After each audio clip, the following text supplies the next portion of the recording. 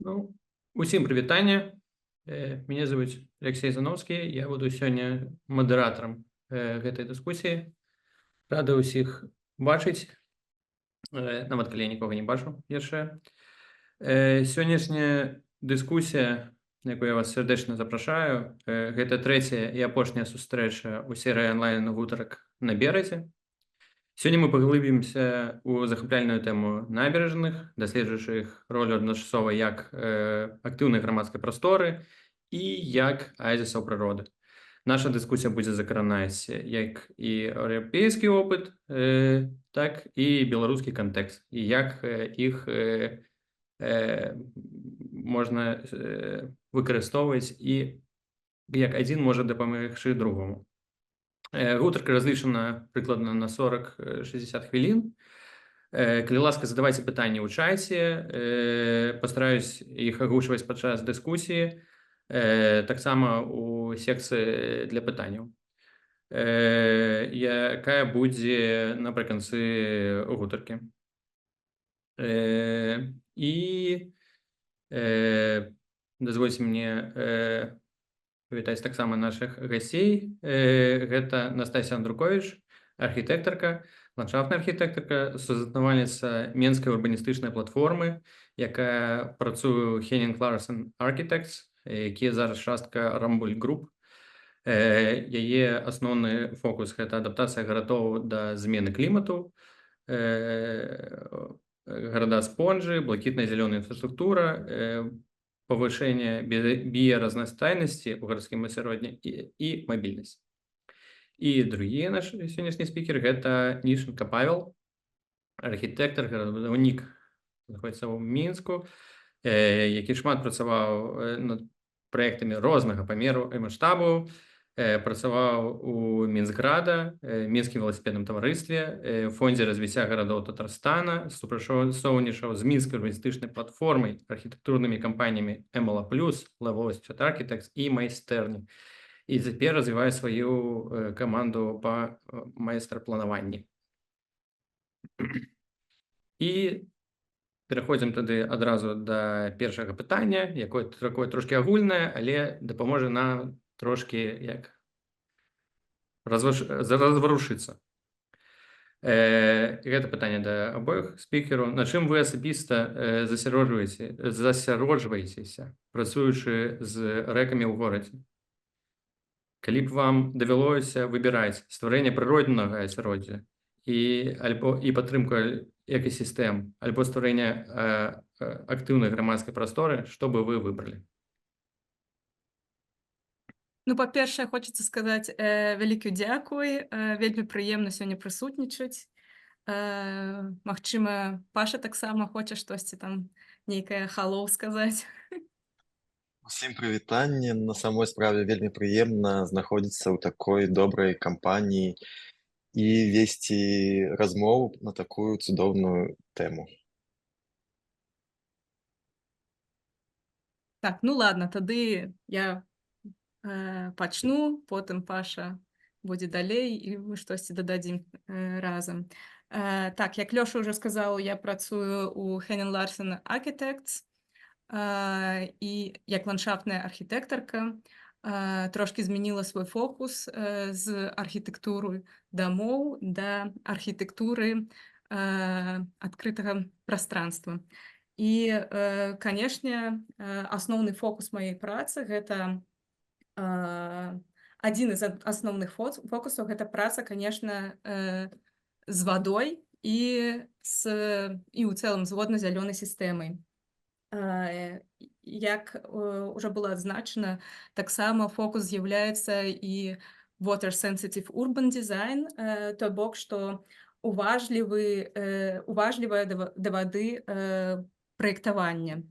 І, канешне, зараз я б так сказала, што парадыгма ў планаванні змянілася, і зараз мы не ставім, не падпарадкоўваем прыроду, мы працуем разам з прыродай, каб создаваць здаровыя чалавечныя прасторы, дзе месца ёсць таксама і раслінам, і жывёлам у урбанізаванай урбанізаваным асяроддзі. Я б свайго боку хацеў дадаць, што я працую на ўзроўні майстар-планавання, генплана, то есть гэта такі больш высокі ўзровень.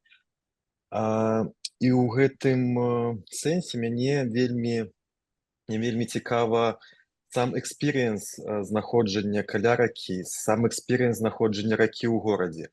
Таму што мне падаецца, гэта адна з галоўных такіх частак гарадскога каркаса, які ўтварае рака і асяроддзе ракі, то есть то бок зялёны дыаметр.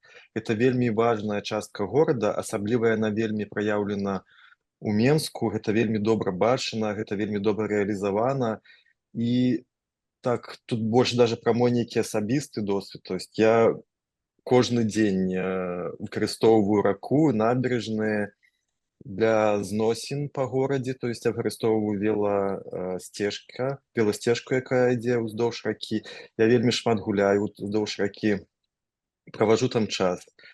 І вось на пытанне Аляксея, як я бачу так у нейкім ідэальным відзе раку ў горадзе, ці гэта такая актыўная публічная прастора, ці гэта прыроднае асяроддзе.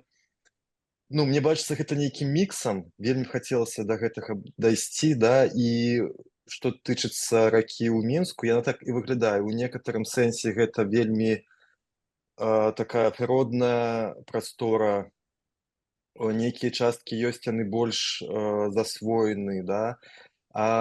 Ну, мне бачыцца ў нейкім ідэальным свеце, калі гэта сапраўды нейкае прыроднае асяроддзе, там, дзе усе разам могуць існаваць і птушкі, і жывёлы, якія жывуць уздоўж ракі, і людзі. І каб набярэжная выглядала неяк так, каб інтарэсы ўсіх гэтых жыхароў пабярэжжа ракі, яны былі ўлічаны. Я б хацела штосьці таксама дадаць да Павлікава спіча. І, ну так, слухайце, ну, на мой погляд, прырода зусім не выключае, і натуральнасць зусім не выключае тое, што там могуць адбывацца нейкія актыўнасці. Ну і, канешне же, і калі мы кажам пра рэнатурацыю рэк, напрыклад, то мы таксама не выключаем то, што ў горадзе павінна быць набярэжныя там з хардскейпам, ну, то есть такія бетонныя набярэжныя. Не, гэта мы не выключаем, але мы ўсё ж такі павінны даць прастору для рэчкі, для яе, скажем так, фізікі. Значна, я ў гэтую дыскусію буду гуляць за бок чалавека, які скажа, што не, нельга ніяк это змешваць, каб неяк абвастрыць дыскусію, тому што вы будзеце ўвесь час друг з другом пагаджацца, і будзе сумна. Настасья, ты казала, што гэта вельмі істотна, каб рэку выкарыстоўваць для барацьбы за зменамі клімата, каб яна, прырода і чалавек, яны дапамагалі адзін аднаму. Можаш растлумачыць, што гэта прадугледжвае і які прынцыпы ўплываюць на дызайн набярэжных і якія ты выкарыстоўваеш пры працы з водна-зялёнымі прасторамі гарадоў?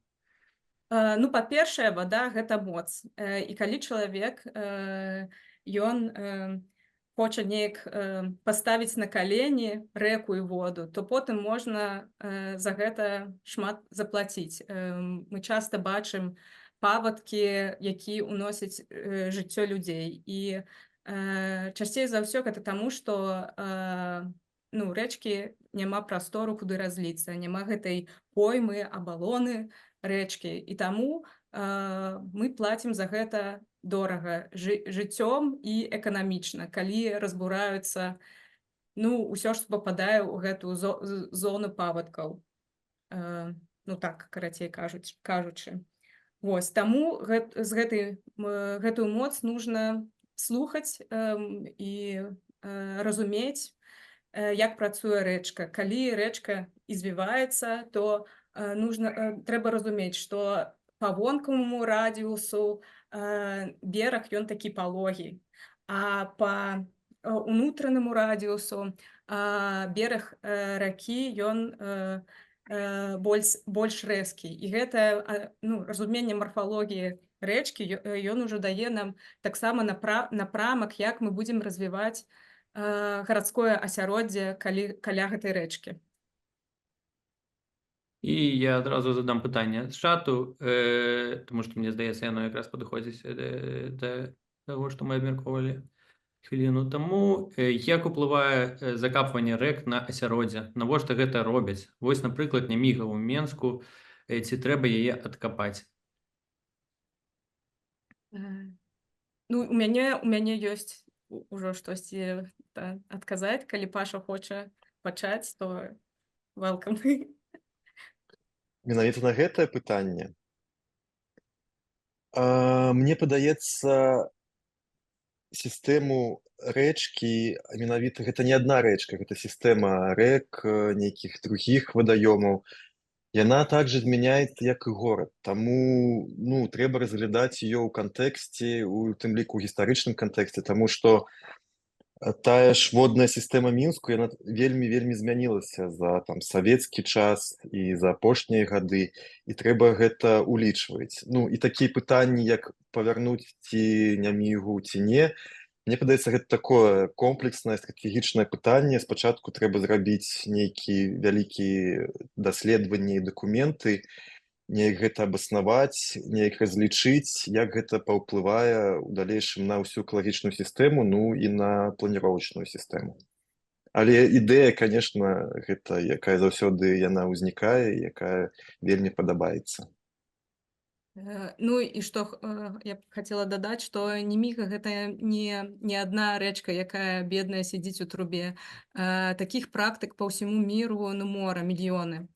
І зараз, што цікава, на еўрапейскім узроўні прынят новы закон рэстаўрацыя прыроды, па рэстаўрацыі прыроды, і ён яго адзін з асноўных фокусаў гэта якраз такі даставаць гэтыя рэчкі з трубаў і вяртаць іх у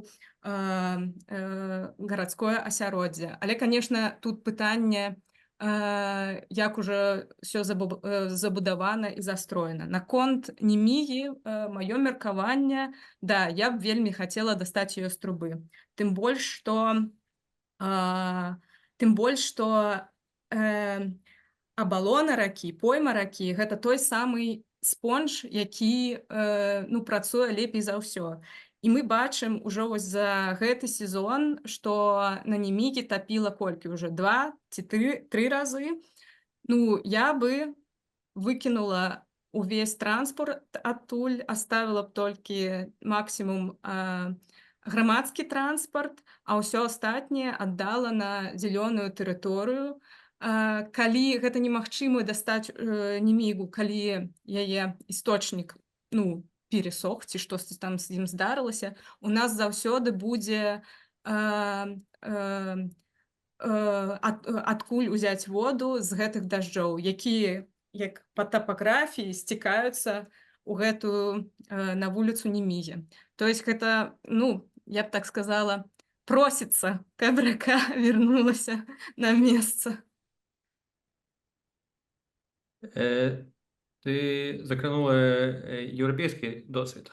І я ведаю, што ў табе ёсць штосьці падрыхтаванае. Можаш падзяліцца, як працуюць з рэкамі ў Еўропе і пра свой асабісты досвед у гэтай працы?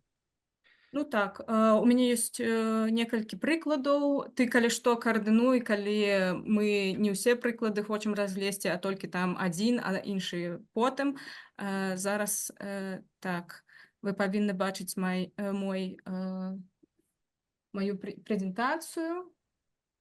І першы прыклад я хацела паказаць, гэта Hafen City. Мы таксама ў маім бюро у нас ёсць праекты на Hafen City, ну, і такая асаблівасць, тое, што ўзровень ракі Эльбы, ён заўсёды, ну,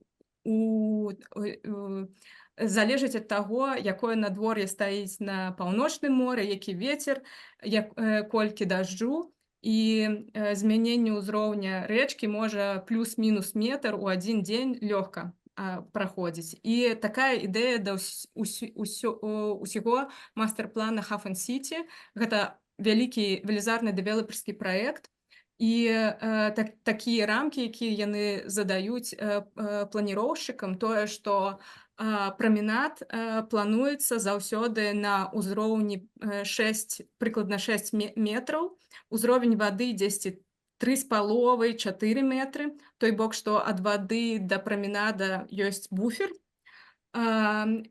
Вось гэты праменад, ён заўсёды на 6 метрах, а ўсе, напрыклад, нейкія кафэшкі, уваходы ў будынкі, ці уваходы ў дамы, яны знаходзяцца вышэй на 3 метры.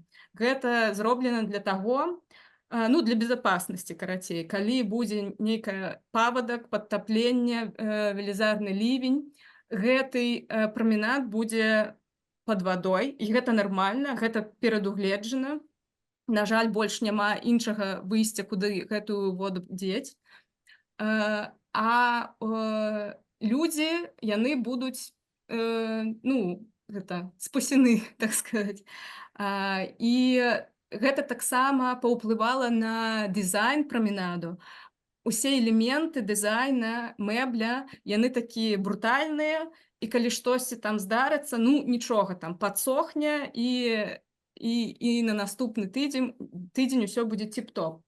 І вось тут как раз з правага боку ілюстрацыя таго, як яно бывае, калі гэты праменад топіцца. І гэта як бы, вось так вот.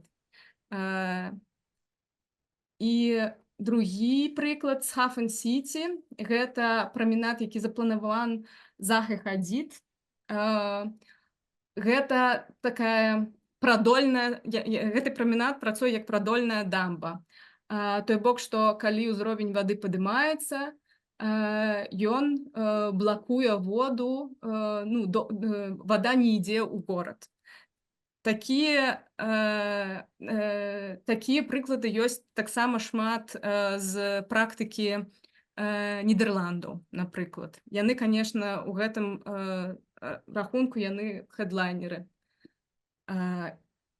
Іншы прыклад гэта Бішан парк. Прабачце за гэтую карцінку, яна вельмі кволіці не вельмі добрая, але ідэя в том, што рэчка была у бетонным рэчышчы. І Сінгапур, у яго ёсць такая, там ёсць мусонныя дажджы. І калі гэтыя мусонныя дажджы прыходзяць, то ўсё пад вадой. І гэтае бетоннае рэчышча, яго не хапае для таго, каб гэтую воду утрымаць. Прычым у Сінгапура праблемы з пітной вадой таксама. І гэта таксама прыклад праекта з майго бюро.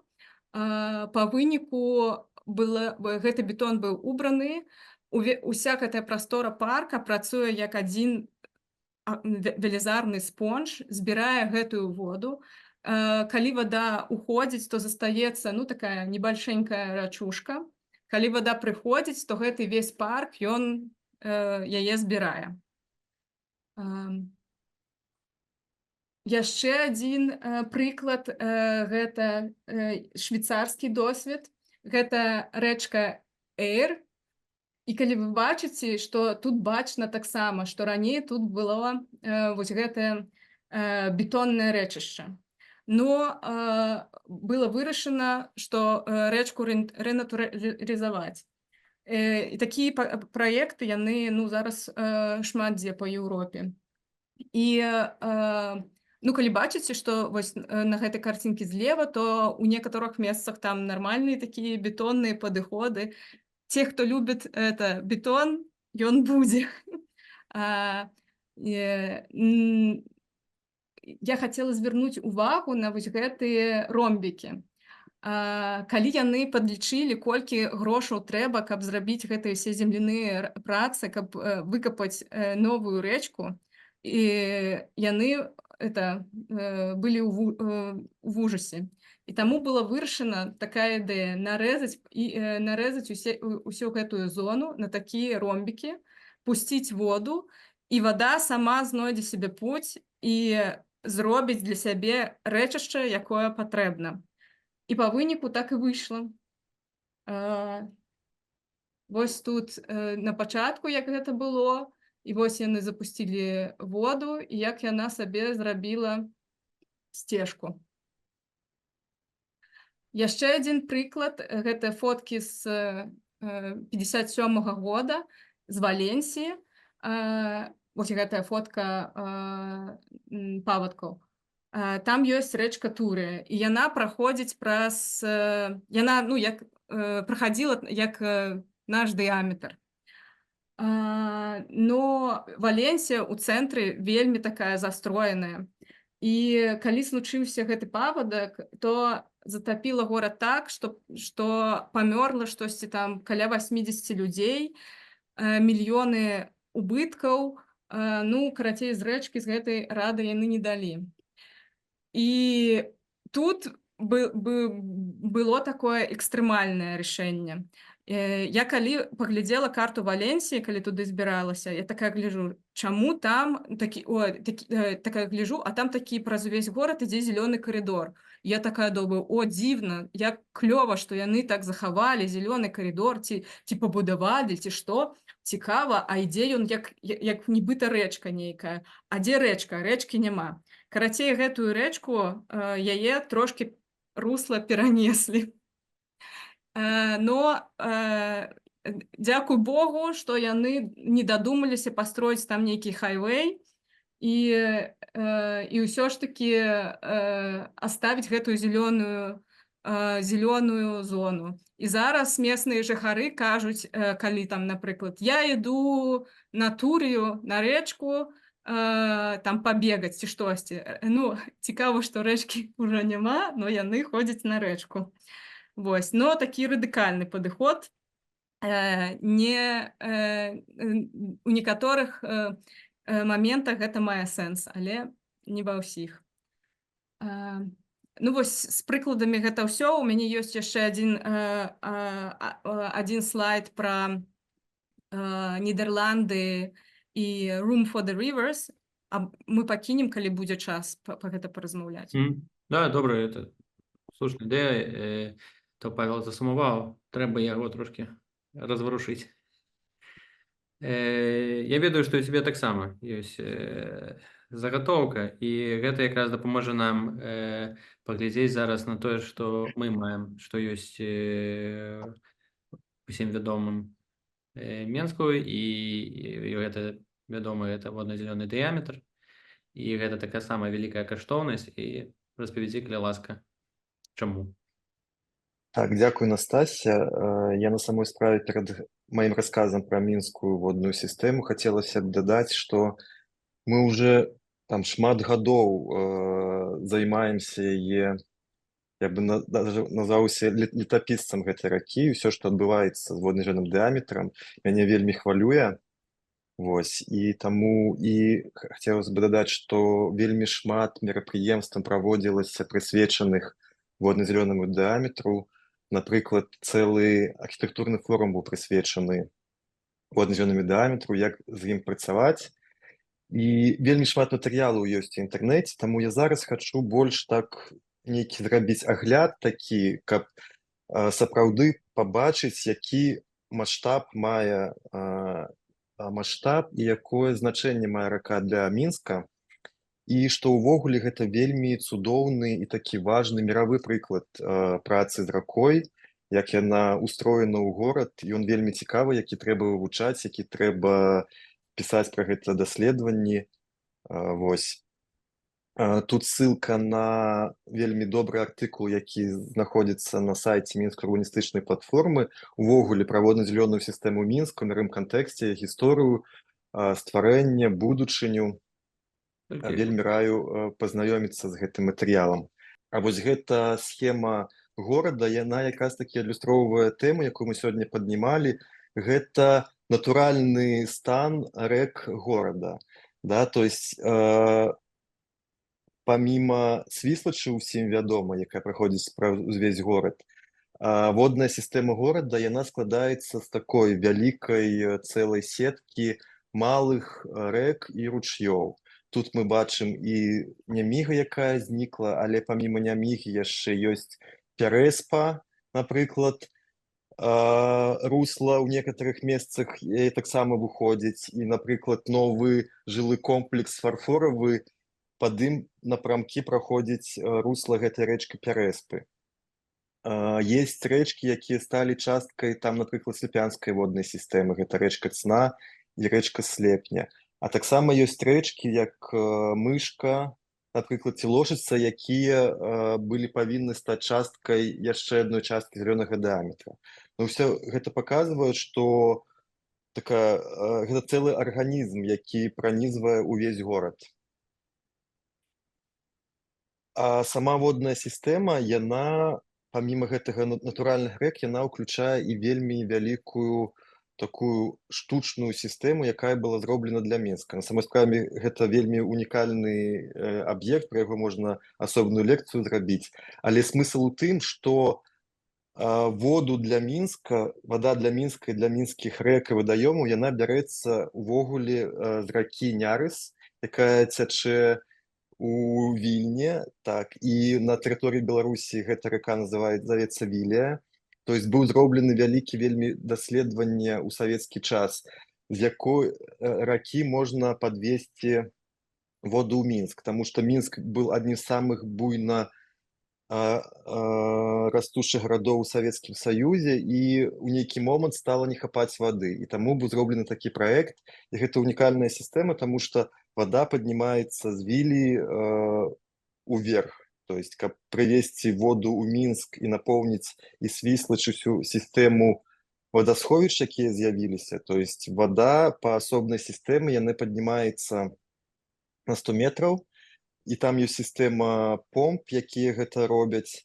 Ну і ўвогуле з'явілася паміма такой інжынернай сістэмы, такая прыродная нейкая сістэма. Вось тут фота Вілейскага канала, зараз ён сабой уяўляе такі як вельмі прыгожае прыроднае асяроддзе, уздоўж якога можна праехацца на ровары ці пагуляць, і там з'явілася свая экасістэма з птушкамі, раслінамі, то таксама стала часткай нейкай прыроднай экасістэмы.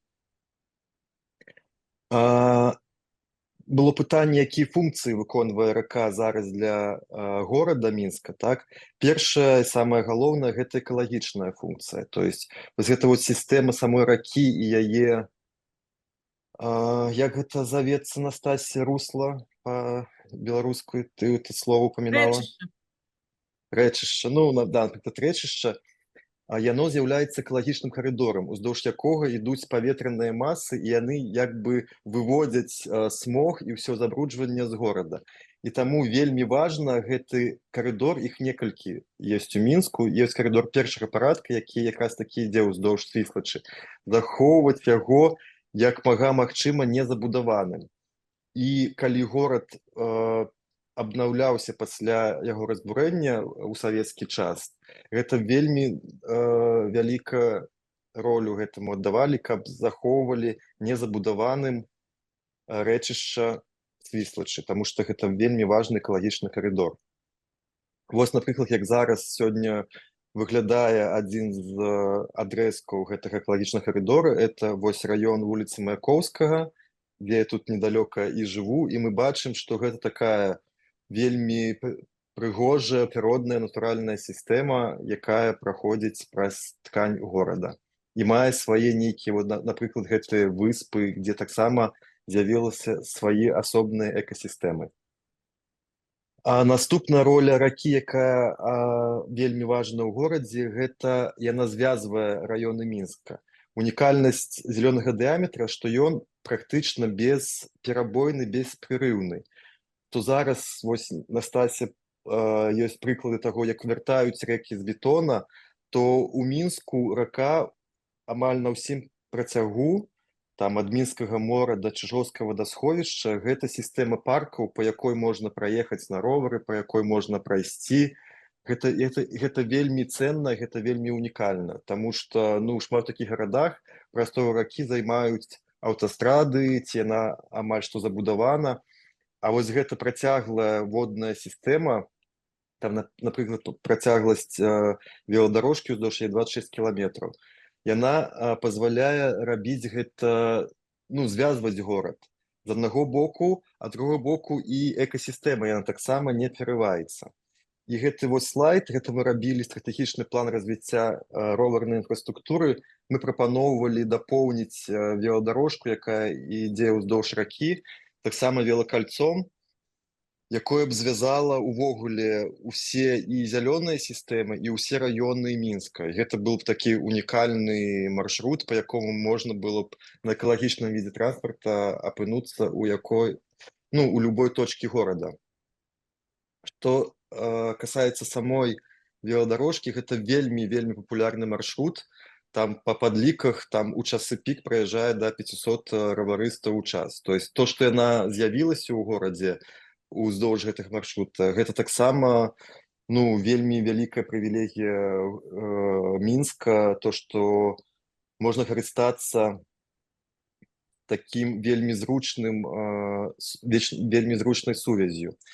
І таксама паміма роварнага руху і пешаходнага, яна у шматлікіх сваіх адрэзках таксама з'яўляецца і як рэкрэацыйны шлях. То есть там можна пакатацца на байдарках, сапах, лодках, і гэта тоже вельмі ценны і цудоўны досвед, што ты амаль што ў цэнтры горада, там, напрыклад, на Камсамольскім возеры можаш паплаваць на рацэ, якая мае натуральны выгляд. Наступная вельмі важная роля, яна мае гэта гістарычнае значэнне і сістэмы, і дыаметра, і асобных яе частак. Так, напрыклад, адна з частак зённага дыаметра, Слапянская водная сістэма, яна атрымала госпрэмію Савецкага Саюза і потым была ўнесена ў сусветную энцыклапедыю архітэктуры.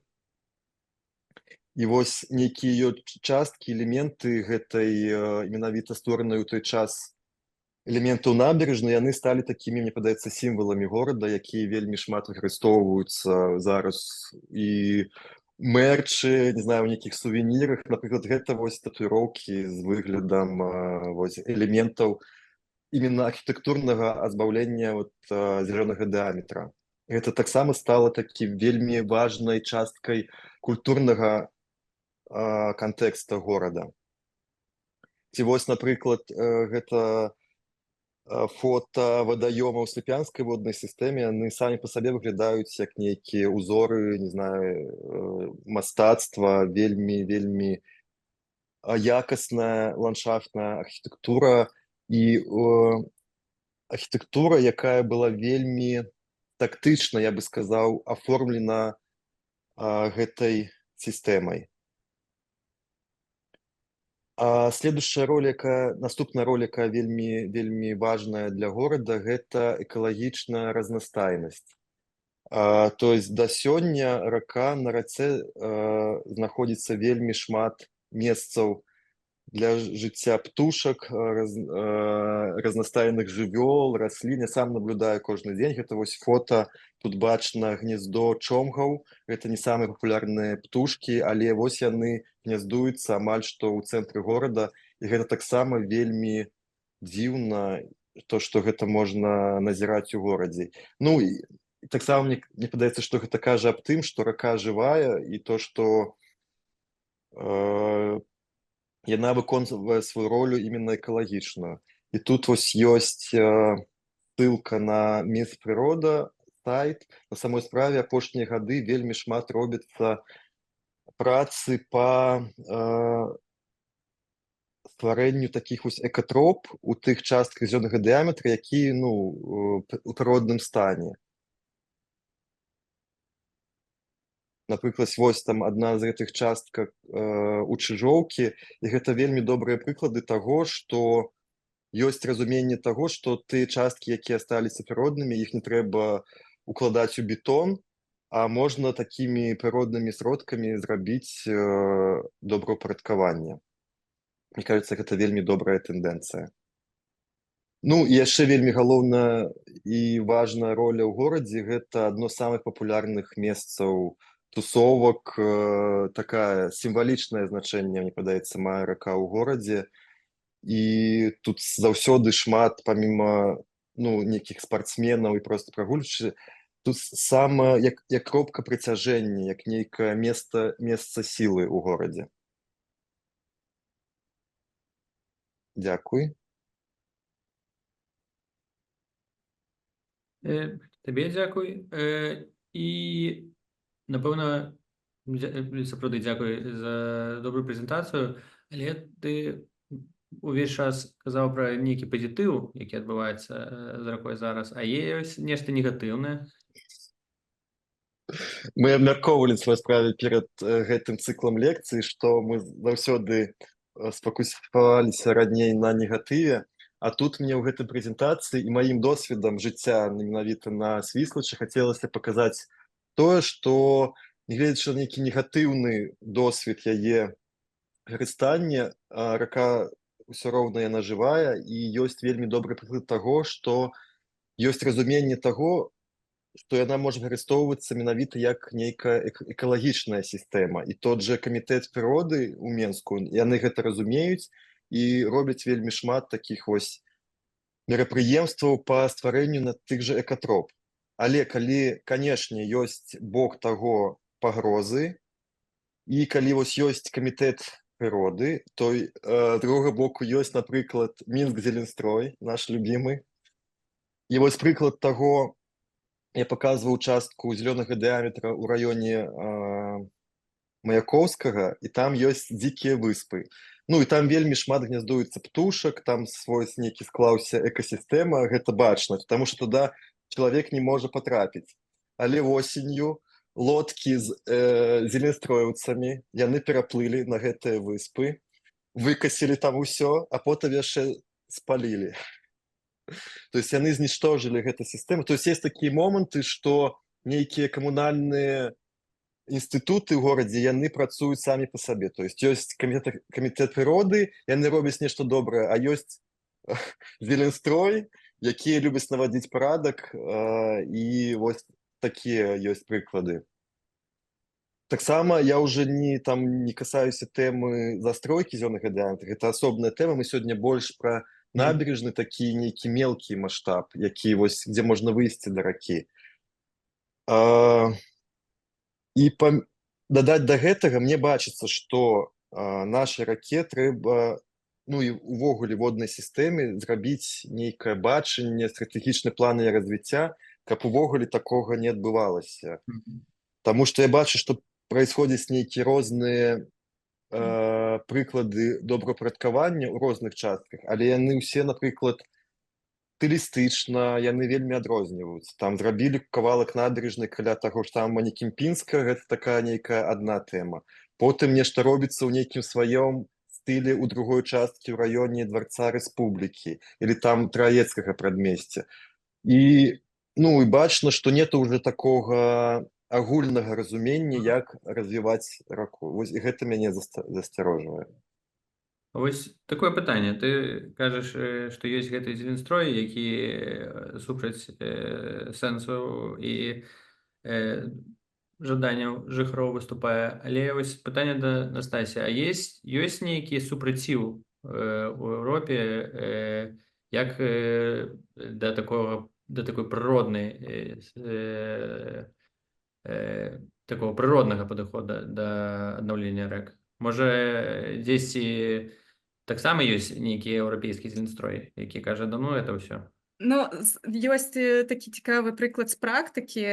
Мы рабілі такое даследаванне маленькае, перадпраектнае даследаванне, што можна зрабіць. Да нас звярнулася адміністрацыя горада Тютлінген. Гэты горад знаходзіцца на поўдні у зямлі Баден-Вюртэмберг, на поўдні Германіі.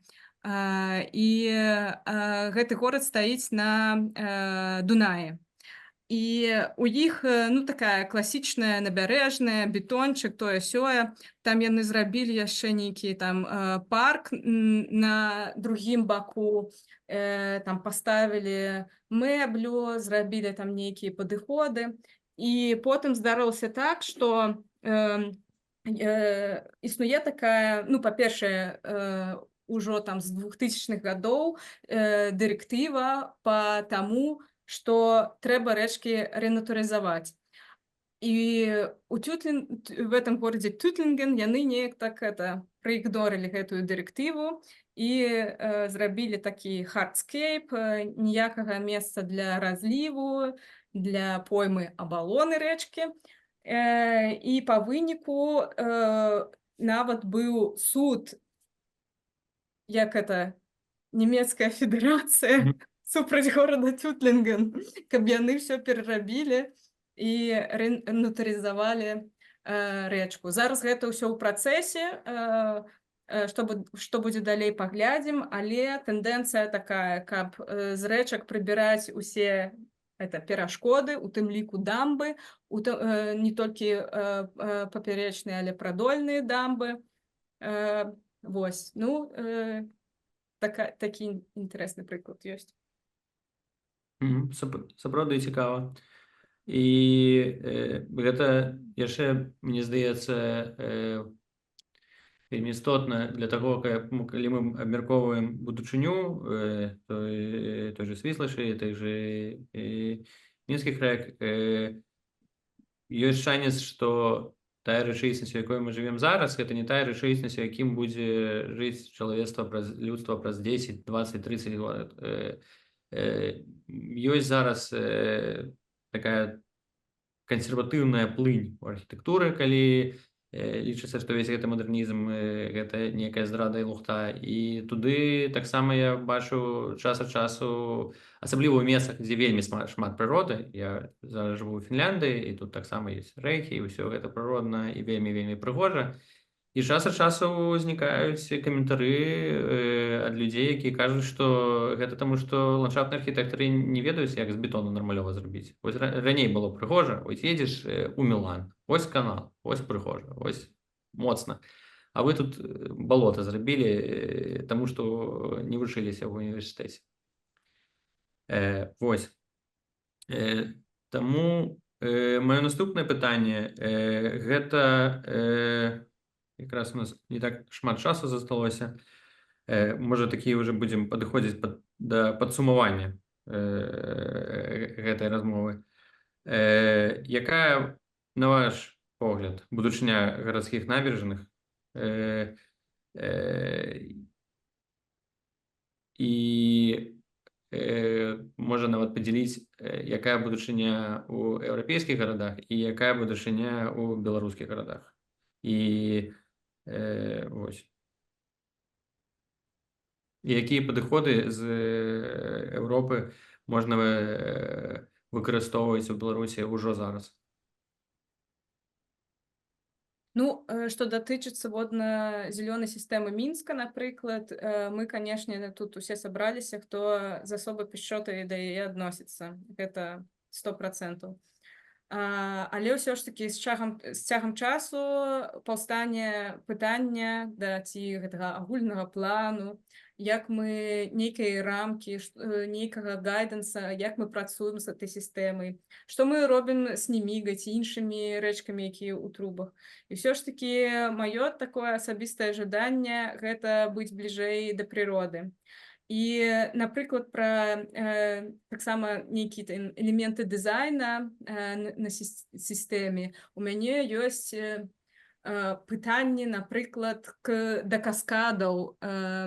Гэта вельмі клёва, вельмі так брутальна, але ўсё ж такі, калі мы кажам пра міграцыю рыб, то гэта для іх такое забойства. І я б хацела бачыць больш нейкіх рашэнняў, якія і флору, фауну будуць рэспектаваць.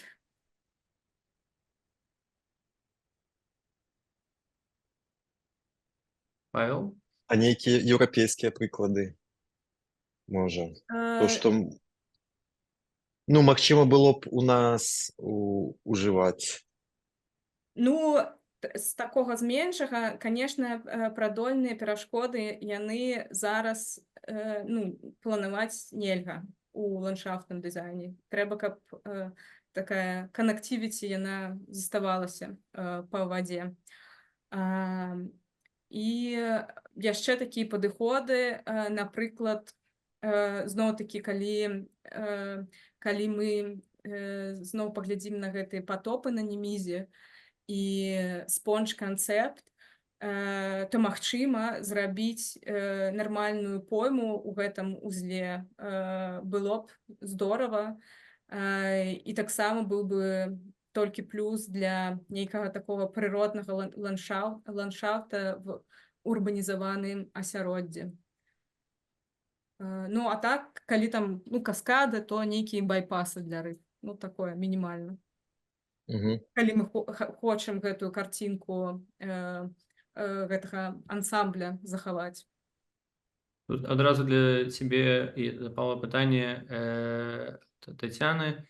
Калі ведаеш прыклады, калі рэкі вось так адкапвалі, як Немігу прапаноўваюць? Да, напрыклад, мы рабілі праект маленькі горад Іцехо на поўначы Нямецчыны, і гэты горад, ну, ён не мае, на жаль, ну, ніякай ідэнтычнасці. Ну, такі безлікі і ніякі горад.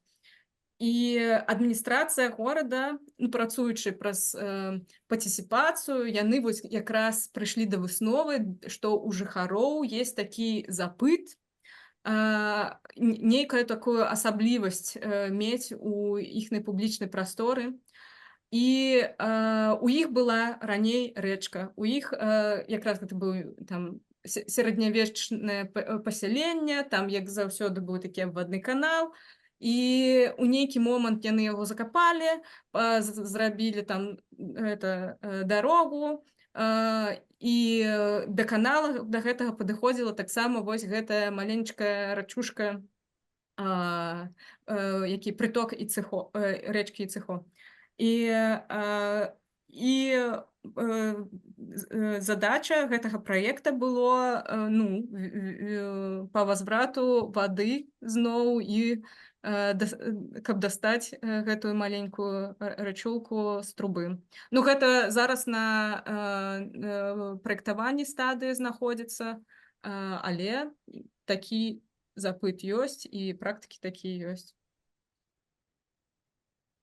Самы знакаміты прыклад, мне падаецца, у Сеуле, які часта параўноўваюць з Нямігай, калі было вельмі інтэнсіўна урбанізіраванае такое асяроддзе, і там дасталі раку, і гэта стала такім нейкім кропкай вельмі вялікага інтарэса. То есть Няміга, паміма таго, што гэта, ну, патрэбна ў сэнсе экалогіі, гэты прыклад можа стаць такім, маць эфект а-ля Більбао, як, ну, калі зрабіць такі міжнародны адкрыты нейкі конкурс на гэтую прастору ўвогуле Нямігі, як гэта ўпісаць у існуючы кантэкст горада, то гэта быў бы вельмі цікавы такі урбаністычны кейс. Вось. Маленькая завага да нашых слухачоў. Калі ласка, пішыце пытанні ў чат, я буду іх адтуль падцягваць. І вось якраз пытанне з чату. Ці можа быць набярэжная Віслы ў Варшаве добрым прыкладам спалучэння прыроднага і архітэктурнага складнікаў?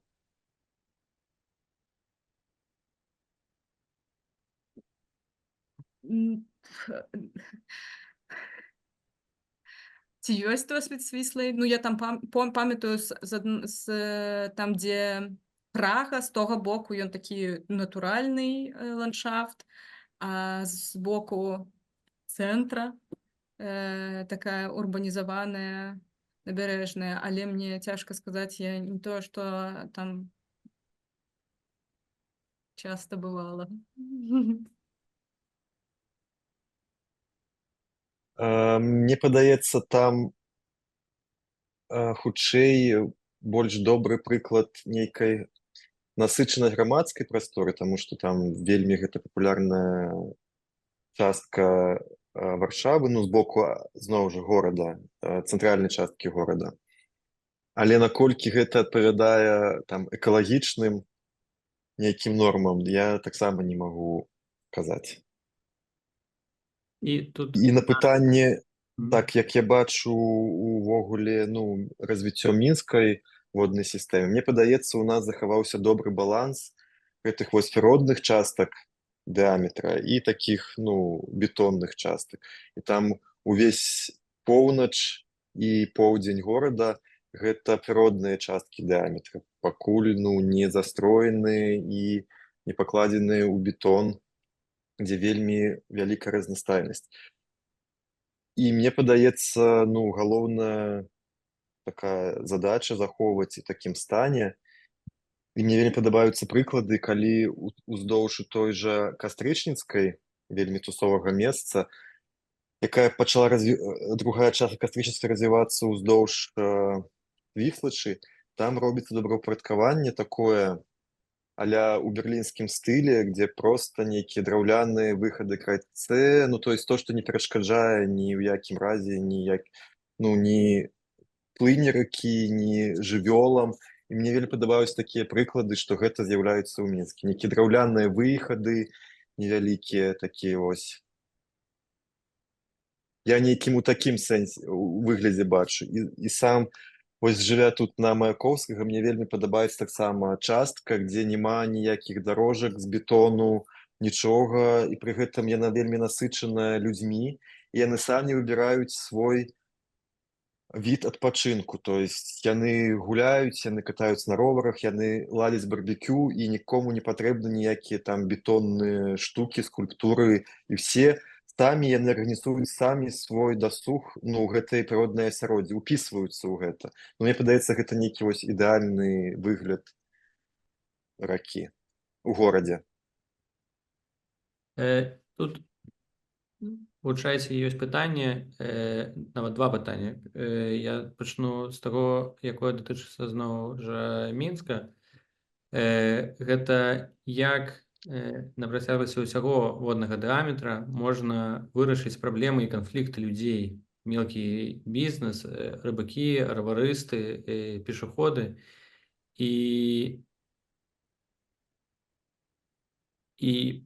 як можна рухацца паралельна речкі, ну, не вельмі зразумеў пытанне, но карацей, мы все ведаем, што зараз гэтая частка вельмі папулярная горада, дзе, як ты казаў, 500 раварыстаў на гадзіну, а яшчэ жанчыны з калыскамі і ўсё астатняе.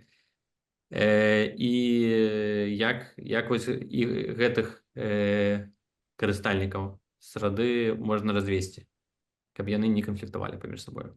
Ну, па-першае, фізічна развесці раварыстаў і тых, хто ходзіць, гэта фізічна іх развесці. Ну, а па-другое, конечно же, ўсё ж такі мінская роварная інфраструктура, гэта даволі маладая інфраструктура, і людзі толькі пачынаюць уваходзіць у гэтай на гэтую хвалю. І таму, канешне, патрэбен час, каб звыкнуцца з тым, што вось гэтая роварная дарожка, па ней это лепей з каляскай з дзецьмі не хадзіць. Вось. Но, на жаль, для гэтага паўсюль патрэбен час. І таксама, калі з'явілася гэта роварная наша галоўная дарожка ў горадзе, сцежка, то у некаторых частках это адзіна нейкая элемент рэкрэацыйны, дзе можна пагуляць, напрыклад, у той же Серабранкі. То есть там, акрамя гэтай дарожкі, ну, людзям некуды дзецца, то есть пахадзіць негдзе, няма нейкай альтэрнатывы. І таму я бачу сам, калі вот едзеш у Серабранку, там на самой справе вельмі вузкае месца, дзе ўжо цяжка разысціся ўсім, таму што ўсе канцэнтруюцца на адной гэтай сувязі. Але ёсць, ну, нейкая прастора, каб, ну, зрабіць для ўсіх месца, глядзець. І тут нас заклікаюць паглядзець трошкі шырэй, што ў Беларусі існуе не толькі Мінск. Якія вы яшчэ ведаеце добрыя прыклады з беларускіх гарадоў і альбо кепскія? Як там справа? Дзе справа? Ну, у іншых гарадах Беларусі. Ну, слухайце, ну добра, калі в абласных цэнтрах ёсць грошы, каб штосьці там рабіць, а ў малых гарадах, ну, яно так звычайна так сабе, да. Я магу сказаць, што грошы час ад часу з'яўляюцца, і гэта якраз кепскі М. прыклад. Мой родны Кобрын перажыў дажынкі, і якраз гэта было асноўныя праекты былі якраз звязаныя з ракой. Калі раней Тымухавец ён меў такі прыроднае ўзбярэжжа, і ён таксама выкарыстоўваўся, там баржы па яму хадзілі, но цалкам гэта была такая даволі прыродная рака. І да дажынак яны пабудавалі там вялікі лядовы палац і бетонную агромістую набережную, дзе Зеленстрой знішчыў усе дрэвы, якія там існавалі, усе кусты, і зрабіў новы прыгожы парк, каб на вяселле можна было там яшчэ такую ратонду паставілі ў цэнтры, каб на вяселле прыгожая невеста і жаніх маглі стаць і прыгожа сфатаграфавацца. Гэта вельмі, мне здаецца, кепскі прыклад, і нават добра, што у некаторых гарадах нічога не адбываецца, і рэкі атрымліваецца захаваць у тым стане прыродным, якім яны ёсць зараз. І калі хтосьці шукае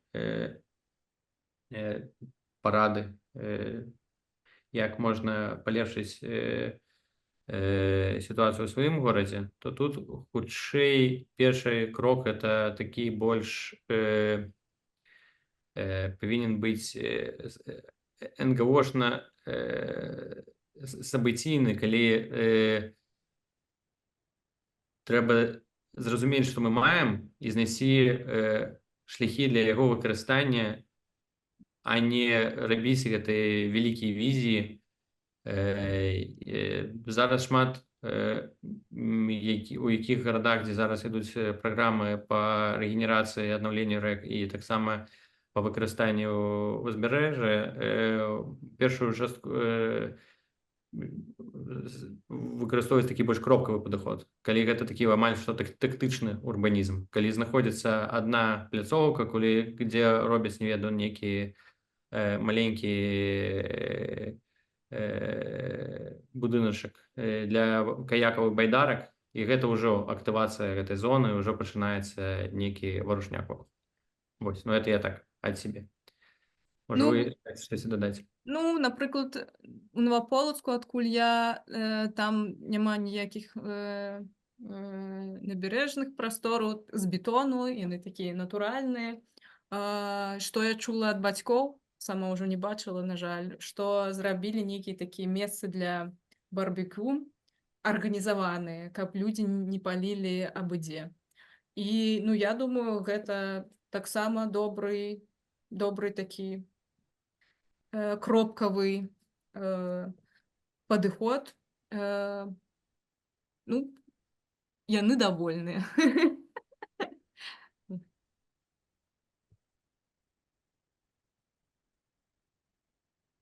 Хаця вось па прыкладу дажынак у Полацку таксама там былі свае прыколы, і таксама там паставілі монстраў всякіх. Але людзям падабаецца. Ну, вось это таксама, дарэчы, добрае пытанне, як павінен такі больш прафесіянальнай этыкі пытанне, як павінен паводзіць сябе архітэктар, рабіць трошкі папулізм, і тое, што падабаецца людзям, альбо рабіць тое, што трэба, але можа сустрэць нейкія непаразуменні. Гэта, канешне, Асабліва калі ты студэнт, лягчэй на гэта адказваецца, калі табе за гэта грошы ніхто не плоціць. Але мы усе і прафесійная супольнасць, і непрафесійная, усе жыхары гарадоў, у якіх мы знаходзімся, і мы можам уплываць на іх рознымі спосабамі. Прама, не прама, это хутчэй зноў пытанне да адукацыі і такой этыкі. Так. Наступнае пытанне, які павінен быць дызайн-код воднага дыаметра? Якія колеры павінны з ім асацыявацца? І трэба ли рабіць манаполію на абслугоўванне яго? Альбо прапанаваць некалькім кампаніям з рознымі падыходамі? Ну, Але слушайте, пад кантролем аднаго органа. про колер гэта, напэўна, ужо too much. У дэталі мы ідзем, але, канешне, межы водна-зялёнага дыяметру полукалец трэба, каб яны былі зафіксаваны ў адным гайдбуке, где написано было «мы то-то, то-то не делаем», и там уже распрацаваць, что, як и куды. И, конечно, каб Зеленстрой туды свои руки толькі суваў под это, з гэтым руководством. Без Ну, самадзейнасці. вельмі канкрэтнае пытанне, які колер. Ну, увогуле должно з'явіцца разуменне гэтага дакумента, з'яўлення. Мне падаецца, гэта пытанне часу, і на мой позірк, ну, увогуле, гэта адзін з брэндаў Мінска, гэта зялёны дыаметр, элемент зялёнага дыаметра. І, ну, все, што датычыцца інфраструктуры, то есть у гэтым ёсць вельмі вялікі патэнцыял. Магу... Згодна 100%. Так. І яшчэ тут не звязана з рэкамі, але не заўсёды трэба адзін кантралюючы орган, каб ўсё зрабіць як трэба. Ёсць добры прыклад Ноус-Хельсінкі, ён не звязаны з рэкамі, але тут грамадскі транспарт адзін з лепшых у Еўропе. І апынулася так, што гэта не пры тым, што ёсць адна кампанія, якая быццам бы аператар, але усе аўтобусы належаць розным маленькім кампаніям. І тут некалькі десяткаў маленькіх кампаній, які валодаюць некалькімі аўтобусамі, яны ўсе паміж сабою канкуруюць, і тым самым якасць грамадскага транспарта вельмі добрая. Можа, гэта таксама можа быць падыходам да такой вялікай прасторы, як мінскі зялёны дыаметр, калі парабілі конкурсы, калі кожная частка мела свой асаблівы характар, і гэта падкрэслівалася, гэта таксама можа быць цікавым падыходам, і гэтая канкурэнцыя, яна бы дадала яшчэ некай якасці і вартасці. Я б хацеў яшчэ дадаць адзін прыклад. Я папрацаваў у Татарстане, і гэта вельмі добры прыклад, як вельмі хутка змянілася парадзігма. І вось мы сёння паднялася пытанне, што людям же падабаецца, як бы падабаецца. Нам здаецца, што ім гэта падабаецца.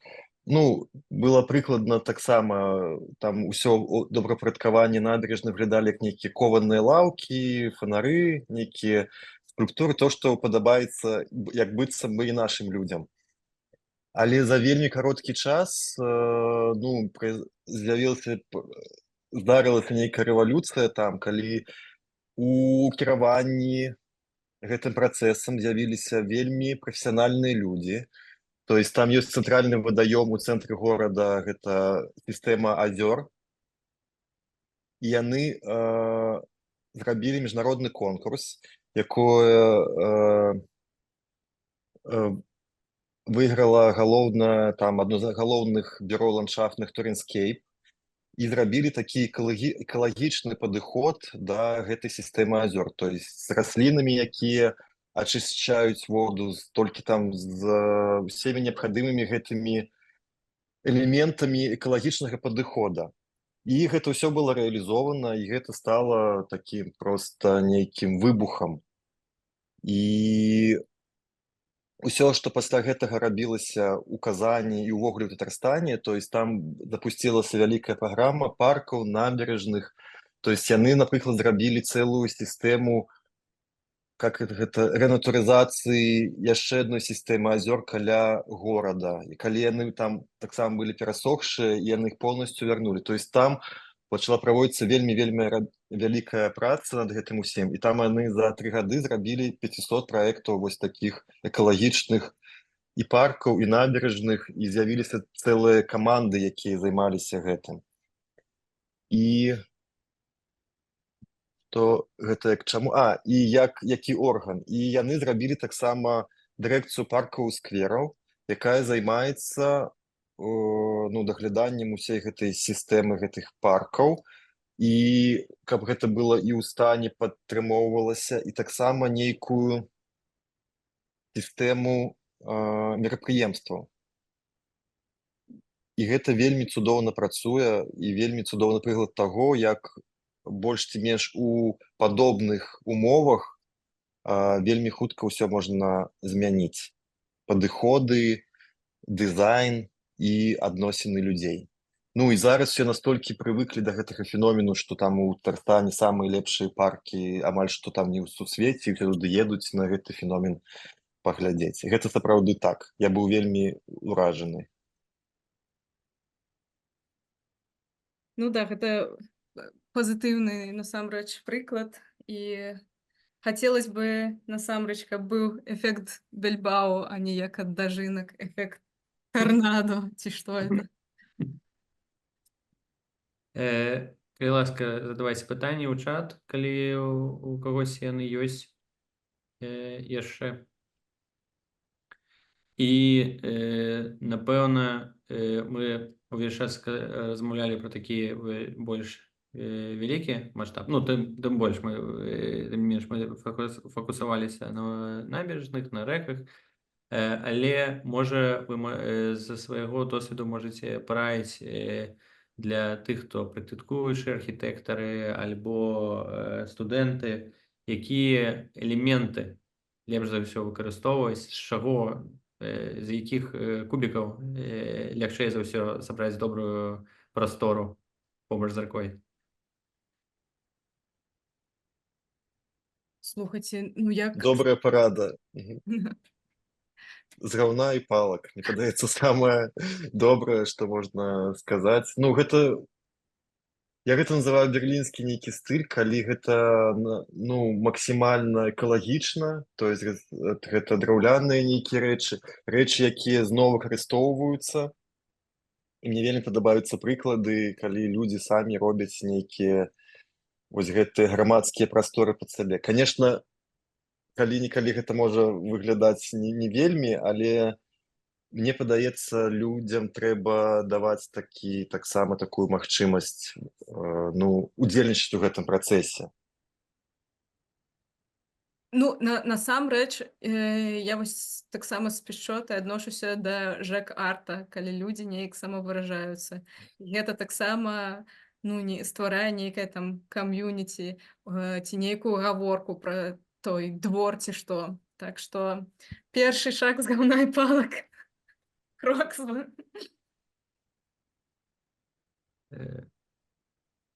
Добра, здаецца, больш пытанняў няма. Можа, вы ад сябе жадалі бы нешта дадаць да дыскусіі? Штосьці мы не спыталі, штосьці мы не абмеркавалі, а у вас аж свербіць. Ну, мне ўвогуле хацелася падзяліцца сваім досведам нейкага ўзаемадзеяння з ракой. Мне падаецца, гэта вельмі важна, гэта займае вялікую частку маего жыцця ў горадзе. І мне падаецца, многія нават не ведаюць, якія там перліны скрывае той жа зялёны дыяметр, што можна сесці на ровар і ехаць увесь дзень па нейкім неверагодным прыродным асяроддзям, там, дзе цябе будуць і зараслі розных раслін, і птушак, і гэта ўсё ў нас ёсць, і гэта вельмі, ну, наша прывілегія, то, што гэта ёсць у горадзе, то, што гэта ёсць у доступе, то, што туды можна дайсці, даехаць. Мала где я адчуваў такое пачуццё, як у Менску, калі ты можаш праехаць праз увесь горад на веладарожкі. Калісьці мы былі на велакангрэсе міжнародным у Дубліне, і яны вельмі гардзіліся, як яны зрабілі веладарожку ўздоўж ракі, але яна была праз там кожныя 100 метраў прэрвана нейкімі дарогамі, пераходамі.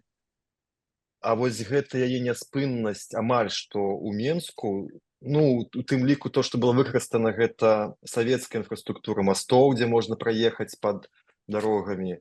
Ну, гэта сапраўды вельмі яскравы, унікальны прыклад жыцця ракі ў горадзе, яе выкарыстання.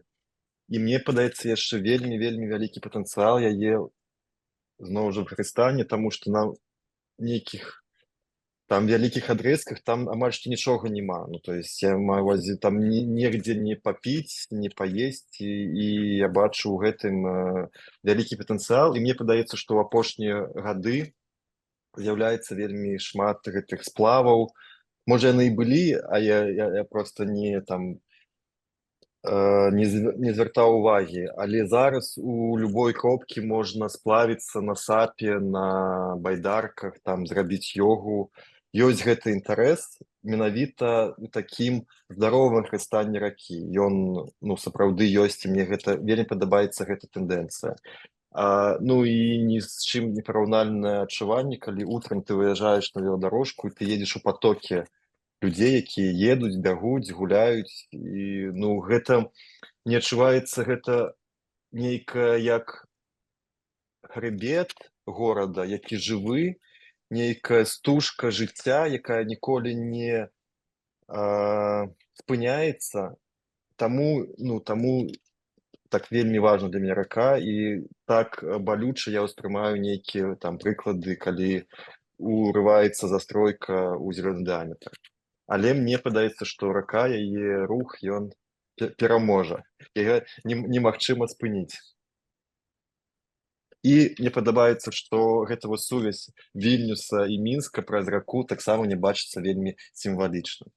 Гістарычна, сімвалічна, таму што, як мы шуцім з нашай сяброўкай Александрай Канонченко, што па вадзе перадаецца інфармацыя. Ну да, згодна, Паша. Гэта наша стужка жыцця, вада моц, і, магчыма, гэта наша надзея. Ну, гучыць вельмі аптымістычна.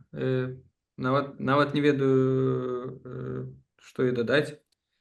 Напэўна, на гэтай кропкі мы можам гэтую размову і скончыць.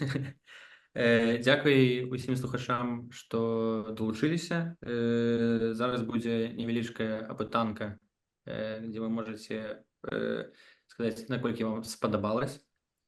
Дзякуй спікерам. Гэта было вельмі цікава, і мне таксама. І прыемна вас заўсёды бачыць. І усім да пабачэння. Пэўна, нічога не забыў. Дзякуй вялікі, хто далучыўся да гэтай размовы. Вось. І было вельмі прыемна пабачыцца з усімі знаёмымі і адказаць на пытанні і пабачыць інтарэс да гэтай тэмы. Вялікі дзякуй. Да, добрая кампанія. Заўсёды прыемна паразмаўляць пра воду.